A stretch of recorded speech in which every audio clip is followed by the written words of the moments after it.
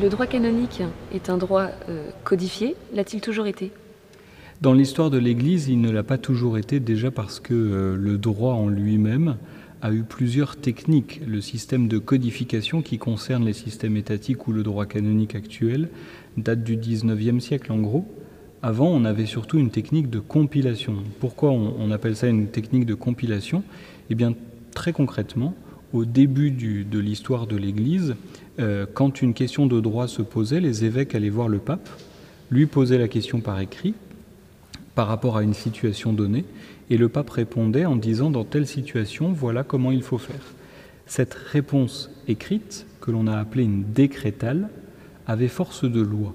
Elle s'appliquait. Et elle s'appliquait même par jurisprudence, c'est-à-dire que les cas analogues, eh bien, le pape disait « vous avez qu'à appliquer de telle manière » et j'ai déjà répondu. Donc ces décrétales qui avaient force de loi faisaient jurisprudence dans les cas similaires.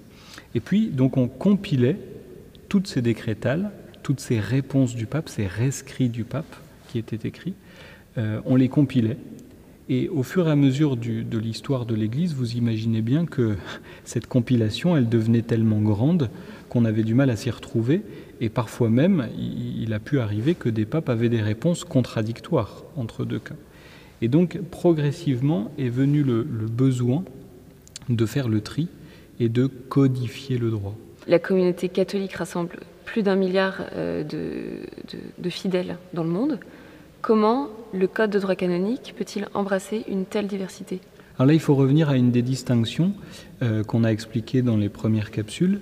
C'est entre le droit canonique, qui est le droit général de l'Église, et le Code de droit canonique. Le Code de droit canonique, c'est le droit canonique pour les fidèles latins. Il y a la même chose, le Code des Églises orientales, qui s'adresse à la partie orientale de l'Église catholique. Jean-Paul II d'ailleurs avait cette belle expression, il disait que l'Église respire par ses deux poumons. C'est pour ça qu'on dit que le droit canonique est un droit complexe. C'est d'abord un droit qui a, je vais résumer, 3 caractéristiques. C'est un droit particulier. Il est non seulement universel, il s'adresse à toute l'Église partout dans le monde, mais il a aussi des accents de droit particulier, c'est-à-dire que chaque pays, chaque région va pouvoir avoir un droit particulier qui va être propre à cette région. Non seulement parce qu'il sera dans une culture particulière, mais aussi parce qu'il sera en dialogue avec un système étatique particulier. Quand on vit la foi en France, en Allemagne, au Maroc, en Amérique latine ou en Afrique, c'est pas la même chose. Et donc le droit canonique dialogue avec ces systèmes étatiques. C'est un droit propre. En fonction de votre état de vie, vous avez un droit particulier qui s'applique. Le droit des clercs, le droit des laïcs, le droit des religieux. Et puis enfin, c'est un droit qui va être associatif. Il va y avoir des associations et des groupements dans l'Église. On va parler de statuts particuliers. Les religieux ont leur statut, leur constitution.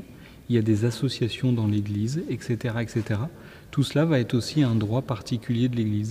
Donc vous voyez que ce droit canonique, il est complexe, il est diversifié pour embrasser, comme vous l'avez dit tout à l'heure, toutes les situations que l'Église rencontre actuellement.